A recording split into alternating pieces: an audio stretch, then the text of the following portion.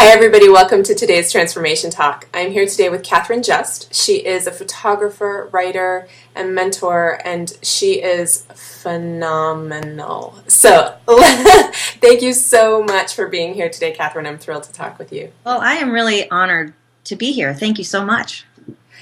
Okay, you have a really juicy story, and there are a lot of things I want to ask you about, but let's start back when you were in high school, because you had a drug and alcohol addiction. I certainly did. So can you talk a little bit about what that time was like and what happened? Because I know there was a really transformative moment in there for you. Yeah, absolutely. Okay. I was actually, well, hi everybody. Thanks for having me. I'm glad you're here. And I just wanted to feel more comfortable in my own skin, basically. When I was around, it was around junior high when I started noticing how horribly uncomfortable I was in public and social situations. I felt like everybody else understood something that I just didn't get. There was just something not being told to me. I don't know. Like, it felt easy for other people to be in the world and to understand how to communicate with guys and have relationships with girls. Like, I didn't get it. It just felt really hard. Mm-hmm. And so I had my first drink when I was 13, just with a friend, like in my own house in the liquor cabinet. And it wasn't so much that I liked the taste of it. It was that I liked the effect and that I stopped having the anxiety feeling. And so I really wanted to keep doing that. I really wanted to not have the anxiety. So my drinking led to pot and led to crystal meth. So from the age of 13 to 18, I became a crystal meth addict. The first time I tried crystal meth, it was when I was 16 years old, and the story really is like, I thought that I was going to have a certain life, never do drugs, never have sex, before marriage. I had values that I wanted to hold, and once I started drinking, like, all bets were off. Like, there was no way I could say no to something because I didn't have all of my mind with me. So I was doing things against myself in order to not feel the feelings I was feeling. And so it just got worse and worse and worse until high school, when I was doing crystal meth morning, noon, and night. I couldn't not do it. I would get up and do crystal meth before I got out of bed. So it was painful, and it was relieving, and yet I needed more and more of the drugs in order to have the same type of results. So I did end up going to treatment when I was 18. Right after I graduated high school, I had one of those moments where I just recognized that I wasn't put here on the planet to be having this experience. I felt like there was something more, and I really felt curious for the first time of, like, wait a minute. Mm. And I'd had those moments before, but not to this extent. Mm-hmm. And I didn't care before that if I lived or died. Like, that was just part of the thing. I was rolling the dice, and whatever happened, happened, because I was so uncomfortable being here. Like, hated it. And so I had that moment of, maybe there's something else. And I told my parents I had a problem, went to treatment, got sober, and that was the beginning of everything, really, for me. Wow. Now, on your website, you mentioned that, was it your last year of high school, when you were senior in high school, that you had to take an art class? Actually, I got kicked out of public school for forging notes. They finally caught up and figured it out. And I was sent to it was kindergarten through 12th grade during the day and college at night. So it was a bit of an alternative school. Okay. So there were people like me there, and then there were people that were so super smart, so I made sure to sit next to them during test time. But my drug addiction actually got worse when I went to that school, and I had to start over. So I was a sophomore when I got kicked out, and I had to start my freshman year over. So it took me 5 years to graduate. And in that freshman year, they said you have to take art class to graduate, and there's only one class that's offered. So I took it. And that was really the beginning of a shift for me, because my teacher told me I was talented and told me to keep going. And there was something that I really enjoyed doing, like hours and hours and hours of drawing. I just loved looking at light and shadow, and I would take pictures of magazine ads for alcohol, where the glass and the ice cube and the bottle, I'd rip that out and just draw that. I was fascinated with looking at how shadows and light were creating the dimension of an ice cube. Wow. So that shifted things, and I took that same class for 4 years because it was the only art class offered, and I really fell in love with my art teacher, Mrs. Burke, who was so encouraging, and she knew I was on drugs, and she didn't say anything, and I'm actually really grateful that she didn't, because I wouldn't have been ready unless I made the decision myself. Mm-hmm. So it's a big deal. Yeah. Wow. So you got clean and sober, and then you went to college. I did. I went to treatment, and I said, I don't want to go home. It's not good there. All my friends are using. I don't like my parents. I mean, I was 18. Right. Yeah. And they said, well, we actually are all from Minnesota, the counselors there, and they said, you might want to go to a halfway house in Minneapolis. You'll be surrounded by a lot more recovery there. That's where Hazelden, which is like the mothership of treatment centers, is. And they're like, they say Minneapolis is the land of 10,000 lakes, but it's actually the land of 10,000 treatment centers. I mean, they are everywhere. So I went to a halfway house there and learned how to make my bed, show up for work, do the dishes, be a part of a community. It was like, you're still in treatment, but you can leave the house and go do life. Mm-hmm. And then from there, I went to art school because I really felt like that was the only thing I knew to do. Mm. I didn't have career aspirations. I didn't think about the future. I could care less, really. I really was thinking about, what do I like and what do I want to spend my time doing? And I didn't get sober to work in a retail store for the rest of my life. And I felt a bit disgruntled and rebellious about that. And I thought, I'll go to art school. Wow. So yeah. You did. And is that where you found photography? Really? Yeah. I the second year, you're asked to pick what you're going to concentrate, what your major is, and I just out of the air remembered in second grade, this is such a random story, but in second grade, I moved, and we all moved from San Diego to a little town outside of San Diego, and I remember leaving the class, and they were all standing outside, and we were all hugging, and I was taking pictures, and I remember how meaningful it was for me to have those pictures that documented that group of people that I never saw again, because that was a time in my life that I actually felt really grounded about myself. I was very outgoing. I was very sure of myself. I didn't feel all that anxiety in my life. And I was grateful to have those pictures. And I just had that thought, and I wrote down photography. So I just moved into it as out of a whim, and it became something unexpected for me, where I found ways to take pictures of myself in these environments that I would create in my dorm room that represented what was going on internally. So it became poetic for me, and it also became sort of a performance piece, because I was taking pictures of myself dressed a certain way, in a certain pose, to sort of express what I was feeling. And that was amazing for me. I actually felt like I found a way to speak, because I was still afraid to look people in the eyes. I still couldn't talk in class. I still had all those same feelings, but I wasn't drinking. So I felt a little like a raw, wound out there in the world. And it was life-changing for me to be able to find a way to express myself. So it was life-changing, I would say. Wow. Well, and your work is still so poetic. I mean, your you. photographs are just, they really tell stories. Thank you. I feel like I learned that in art school. It was really not about the technical. I mean, the technical was part of it, but I went to a conceptual art school where it really was about, what is your idea and what is the reason for your idea. That was much more important than the actual image itself. That was a role in it, but I really got to focus on, what do I want to say? What is important to me now? What is happening in this relationship I'm in? How can I research this or be curious about it in a new way? How can I talk about how uncomfortable I feel visually and have it be a beautiful image, and maybe or maybe not tell you exactly what it's about, because I wasn't really comfortable with that yet. So I needed to make the work, but not necessarily have people say, oh, I relate to that yet, because I wasn't ready to have people relate to me. I just had to make the work. So it's been a process to get to a place where now I'm like, I made this picture because my son won't nap and it's driving me crazy, and people are like, yeah, me too, let me do that kind of project too, and lean in a little bit about the really personal stuff that's happening. That's been a long process of me getting comfortable in my own skin. So the more comfortable I am in my own skin, the more willing I am to just say it and not feel so fearful of what you guys might think of me, because I'm not thinking that of me. Right. It makes a huge difference. Yeah. Beautiful transformation. Yeah. How did you find Don Miguel Ruiz? I think he found me.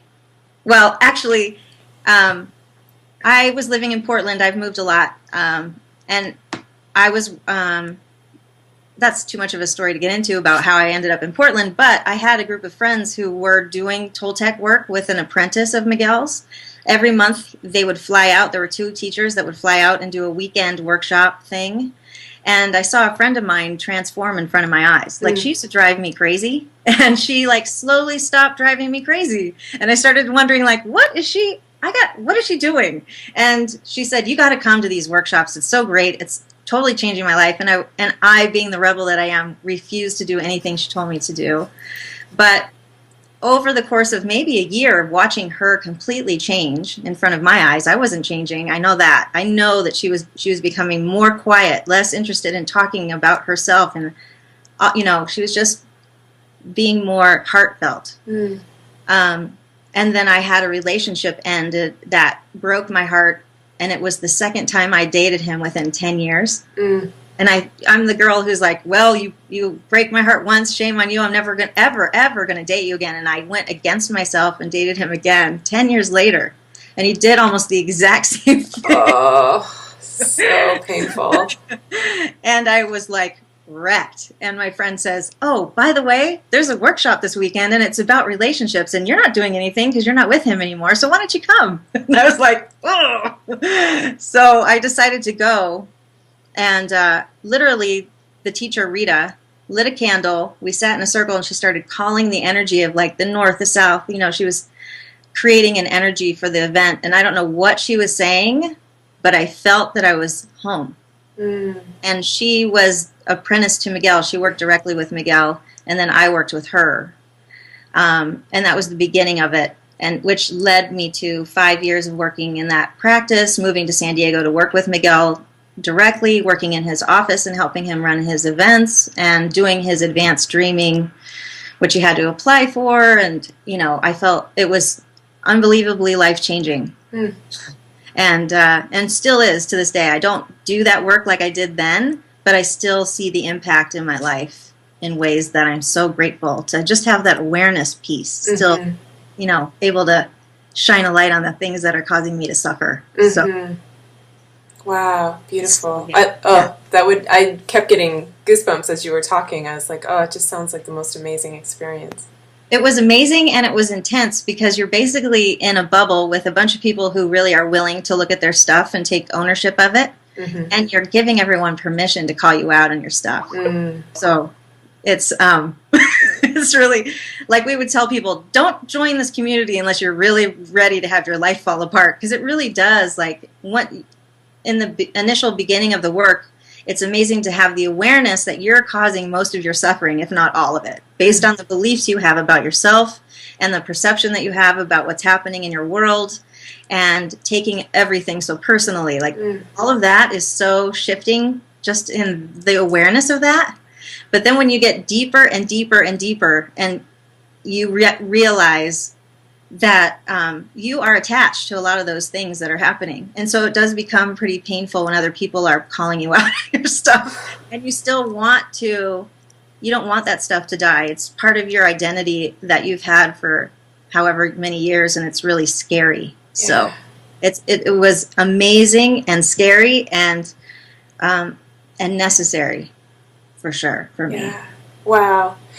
And do you feel in some way that it was preparation for being a mom? Yeah, I mean, I think that work was preparation for everything. And I didn't know I was going to be a mom until I chose, like, a year before we started trying that, why don't we have kids? Like, it wasn't on my radar of, like, I can't wait to get married and have kids. It reminds me of when I'm taking things really personally, and a lot of what I take personally is my own sense of time and my time, me time. What about me? And that was a big thing that Miguel would talk about. What about me? And he had a story where he would say, I don't even remember if he said it or somebody else, but basically he had a Mercedes-Benz at one point and somebody stole it. And everyone around him was up in arms about it, ranting about it. They couldn't believe it happened. Oh my God. And Miguel was fine. And he said, well, I guess those people needed it more than me. he didn't take it personally. He didn't feel bad. He didn't feel put out. He wasn't a victim about it. He just moved forward. It happened. It was past. It's past. So what do I need to do now to have a vehicle? So that is an indication for me when I remember those things. Like, what am I holding on to that's so tightly that I'm suffering over it? And a lot of it does have to do with me time. What about me? And my sense of entitlement around how things should look. Right. Honestly. So I suffer a lot because my day doesn't go the way I think it should. And it's going the way it is going. Yeah. Yeah. So it taught me how to, I did have a moment in Teotihuacan, Mexico with Miguel on a power journey where I brought my camera with me and I kept asking myself, who cares about my work? It's so self-absorbed. Why even take these pictures? It doesn't even matter. It's just about me. And I held up my camera and I looked through the lens and I looked at somebody looking back at me, and I had the experience of really seeing my version of God looking back at me. Like, that's, I get kind of turned on, like I get a hit when I look through the lens about where God is. And sometimes I'm thinking so much I don't shut down the thought process long enough to see the light falling on what's in front of me or to have the connection made until I put my camera up. And then I realized, oh, it's important for me personally because it connects me. And so that was a shift for me too. And I've used that and what I've learned from Miguel in my e-courses and also in my life, where I notice that I'm suffering and I can use the camera as a tool to shift my perception about what I'm putting my attention on and how big or small I'm focusing on it. And so that was life-changing. His work was life-changing internally, but also in the ways that I create my artwork and knowing that it's valuable and that I'm valuable and that we're all valuable and that our point of view really matters. My point of view as a photographer, your point of view as a photographer, and that we all see the world. So it's layered, Yeah. how that work has impacted me. I love that story. Thank you. Okay, so you have a son with Down syndrome. Did you know when you were pregnant, or did you find out when he was born? No, when I got pregnant, I did not want to have the amnio because I knew there was 1% chance of it harming my child. And for me personally, I felt like I wouldn't do anything differently had I found out any diagnosis. And so there was no reason for me to find out ahead of time and put him in harm's way for me to know something. I think that was the first time I got out of my way and stopped needing to be controlling about, for me. And I don't judge other people that have those tests or not. That was just my own personal feeling. And so when he was born, we found out about 20 minutes after he was born. The pediatrician said she saw markers of Down syndrome, and I think that's what they all say, because that's what I've heard. we think there might be a chance, but they already know. Right. But then I think they did some testing. I don't remember because I just had a baby. I don't remember the whole thing. But so we did find out about 20 minutes later. I think my husband found out first. And then we went on Google and started Googling because we really didn't know what that meant. Yeah. So we started to research what in the world Down syndrome even was. Yeah. Wow. So gosh, I would think, sort of from things I've read from people I know who've had that experience, a similar experience, that there is a sense of just your world sort of tipping on its axis when you realize that this child isn't exactly what you thought he or she was going to be. Can you talk a little bit about what that experience was like for you? I feel like becoming a mom turned me on its head, turned me on my head already. Like, literally, I had the experience before I found out about the diagnosis of being handed the baby, and I had that moment of like, oh my God, this isn't like getting a dog where, I already knew this. This is like silly, right? But I did have that thing of like, this is forever. Yeah. And knowing that before you have a baby is different than experiencing it, I gotta say. Because I am a person who gives myself permission to change my mind no matter what. And this was something that was like, no, you don't get to. You are a mom now. That's it. And I remember distinctly thinking before I had Max that I would never have a child until I knew I wasn't so self-absorbed, because I knew I was self-absorbed, and I just knew that wasn't the right energy I wanted to have. I wanted to kind of get all the stuff out of my system, like traveling or whatever else, being an entrepreneur, whatever it was, having my business be successful, so that I knew I wasn't missing out. Like I didn't feel like, gosh, now I have to take care of you and I don't get to do my thing now. Right. For me. I didn't want to have that experience. And so I was 40 when I gave birth to him, and I thought, I've done it all, right? And then I have him and I think, oh God, this is different. Yeah. And so then 20 minutes after that, I find out about the diagnosis, and Jerry and I both went through a process of just knowing what that meant. Mm-hmm. I didn't know what that meant because a culture had told me what that meant. And I'd never seen anyone with Down syndrome before, so at a distance. I never had one-on-one, interaction with anyone with Down syndrome. So my whole understanding about it was based on false information and old information and bad information. Mm. And so that was my first reaction was not positive, really. Mm-hmm. And so we like immediately within the next hour, we were online just researching and connecting with a community of people who knew and had kids with Down syndrome, and it changed everything for me. But it did. Like I was going to lactation. There was a lot of stuff that happened in that first couple years, or I wouldn't say first couple years, just that first newborn stage where I was going to different groups, like mommy's groups with moms in my community, and they wouldn't talk to me. And I would cry the whole way home because I didn't feel connected. And I was dealing with hormones anyway, and I'm a new mom, and I don't know what I'm doing. And then I have a child who's different than everybody in the room, and they don't know how to talk to me or look at my child. Like, I still have that reaction. It's like I'm walking down the street. I'm proud of my son. Like, I'm so in love with my son. And those of you that have read my blog and see the pictures, like, no, like, I don't have a need to have my son be anything else than he is. And now that I understand that most of that information about Down syndrome is false, and so my initial reaction was based on not knowing. Mm-hmm. I don't have that. I don't have that anymore. Like, I don't even see Down syndrome when I think about my son. I just think, how can I give my son the best opportunities so that he can live his best life? And that makes me cry for a minute. But other people still have that, and so I would say it's a process for me. Maybe lifelong process of advocating for people who can't speak for themselves around how valuable he is, how valuable we all are, and how we're all different and we're all the same. Mm-hmm.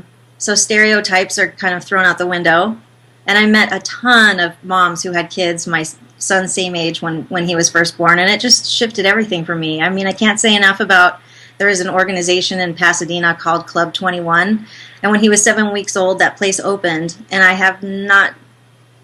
can't say that I can't say enough about how life-changing that experience was. Just to go into a room and know I didn't have to explain anything because they got it. Mm-hmm. That it was exactly the opposite experience I was having in that mom's group where nobody talked to me, and it just gave me an opportunity to find my people. Mm-hmm. So I would say that initially it was like misinformed reaction, and then it led both of us to really getting super invested in figuring out how to best support our son. That was it. Which sounds like a really normal parent thing, right? Yeah, everyone wants to. Yeah. I mean, I have a friend who just found out, her son is 4, that he has autism. So she went through that whole thing, too, of like, oh, well, I thought you were this, but now you're that. Okay, so move on. Right. Let's figure it out from here. Yeah. I don't think any of us are... I think we all have some sort of thing. Wait, what? I'm perfect. What are you talking about? Not you, but I do. And unfortunately for my son, you see it when you look at him. So he's already automatically going to be judged based on just information that you think you know about people with Down syndrome. and that puts them in a category of maybe not getting the opportunities that other people have, that don't get to see what's really going on underneath the surface until you are with them for a while. Yeah. So it's just an interesting experience to be his mama and to witness the culture that I live in and the culture that I live in, that I have lived in, that I, take responsibility that I've used the R word, retarded, in my conversations. And now I'm an advocate for people not using that word to call themselves, like to cut themselves down with, because you're actually saying that people that are like that aren't worth much. So, and it's been an interesting ride. I've lost friends asking people to try to not use the R word. And I don't just connect with everyone in the Down syndrome community just because we all have, it's like we find our people, just like everyone.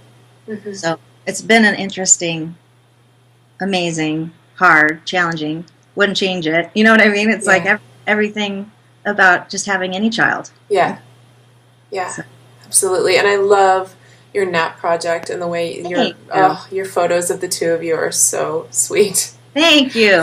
Thank you. I love those too, and I wish he was still napping. It's hard when they give that up. Please take a nap. I want to go watch TV. Yeah, that's a whole other conversation, right? I know. Tell me about the deepening. The deepening. Well, it's actually this e-course that I have called The Deepening. It's a 4-week process where I'm looking at how we can shift our attention from the mind into being more heartfelt. And I created it because I need that, really. I'm very attached to what my mind is saying, and it causes a lot of problems. Not only does it cause problems because I tend to believe what my mind is telling me, but I'm also not then present for what's actually happening in my life. So I created the deepening to deepen everything. So we do have, as a photographer, there are photo exercises, but there's also some meditation. There's also interviews with some life leaders that I have learned from that give their best tips on what they do when they're in the spin out mode. What tools do they have? And there's a community of like-minded people where we're all shifting our attention towards gratitude, and we're learning about owning our value and standing in our greatness. And that, I think, is harder than, one thing I've noticed is that when I've taught classes or led retreats, and even in my own self-discovery, it's so easy for me to tell you what's wrong with me. The negative stuff, the stuff I have to work on, the stuff I was just thinking about it earlier, that I will make fun of myself in a derogatory manner. And I think, why don't you not do that?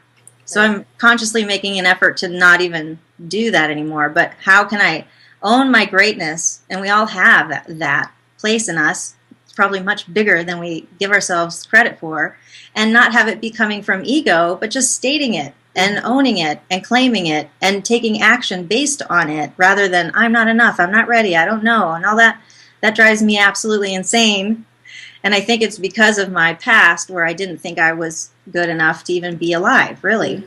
I didn't want to be here. And so when I see it in other people, I really relate to it, and I think we're all working through that. And so the course is really about giving yourself permission to take some time for yourself and shift from the thoughts back into what the truth is in a variety of different ways. So, beautiful. And the next round of that actually starts August 18th, you said?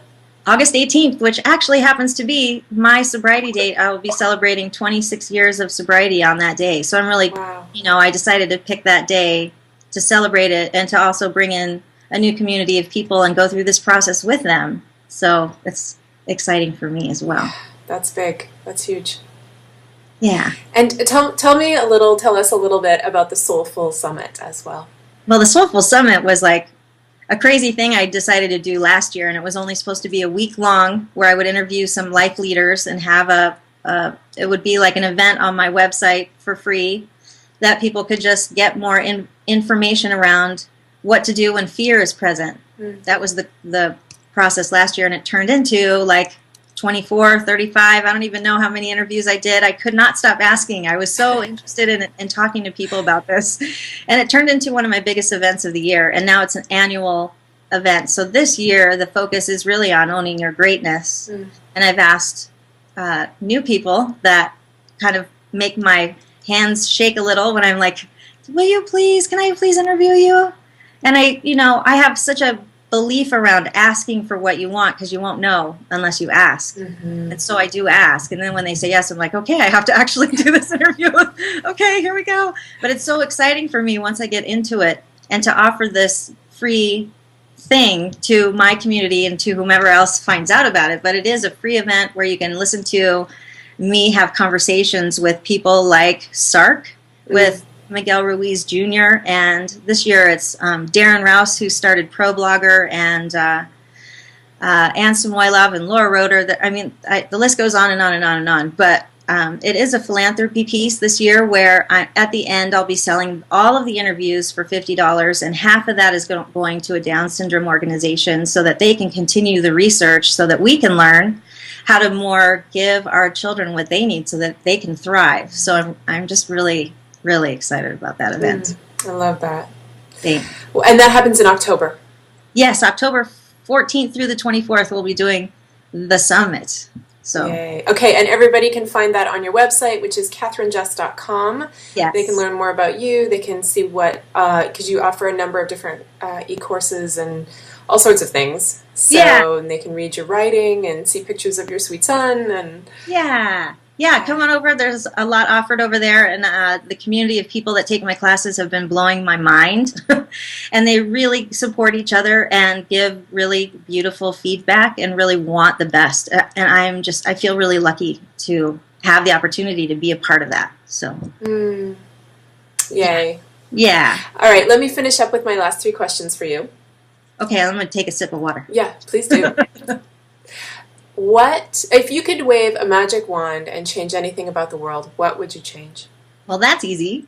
We were just talking about that. I think that we all know how valuable we are, minus the ego and what we've done in our lives, but just who we are. That's it. That we don't have to prove or strive. That we really just know our greatness. And that, I think, in turn would change the way we treat everyone. And of course, so the second piece to that would be that people with Down syndrome were treated as valuable as well and given opportunities to live a full life like everyone else. That would be it. Yeah. Sure. What brings you the most joy? Well, my son. My son, I have to say. And they're just like split-second moments, you know. And when you asked me that question, the first thing I just went to that, you know, he looking at me and me looking at him and just having that connection for a split second. Then he's running off doing his thing, or just a little touch on my shoulder or a hug, or it's very small little moments that bring me the most joy is really having that connection with my son. And what is one fun or interesting thing about you that makes you uniquely you? Aside from everything you've already shared. Well, I was thinking that a fun, unique thing about me was that, I guess, I'm sorry I'm laughing, but I was just thinking that I was I was into baton twirling when I was young, and I was like on this path of becoming the majorette, you know, and I was a baton twirler for 8 years, and I was really into it, and I wore the green, like the little leotard with little glitter all over it, and the boots with the, you know, I think that's interesting. That, yes. Really into it. That is awesome. And if you give me anything, like a drumstick or a pen or anything, I start to twirl it. It's just like, it just happens. It's like a knee-jerk reaction. I have to twirl. I love it. I used to try. I remember as a kid, I would there was an old baton at my grandmother's house, and I would try and try and try, and I'd get so frustrated because I just couldn't do it. Yeah, I'm a little bit obsessive when anybody hands me like a branch, you know, to try to still do that. All right. The next time I see you, I'm going to remember that. I'm going to hand you something. I'd love it. I want to see it, the tossing and the... I'll break out the boots with the fringe. Yeah. Awesome. Well, thank you so much, Catherine, for really just being here and being present with us and sharing so much of your story. I really appreciate it. Thank you for asking. It's been really interesting for me, too, to just recount how I got here. Yeah. It's really been a great experience, so thank you very much. Oh, my pleasure. All right, well, you go hug your boy and have a beautiful rest of your day. Thank you.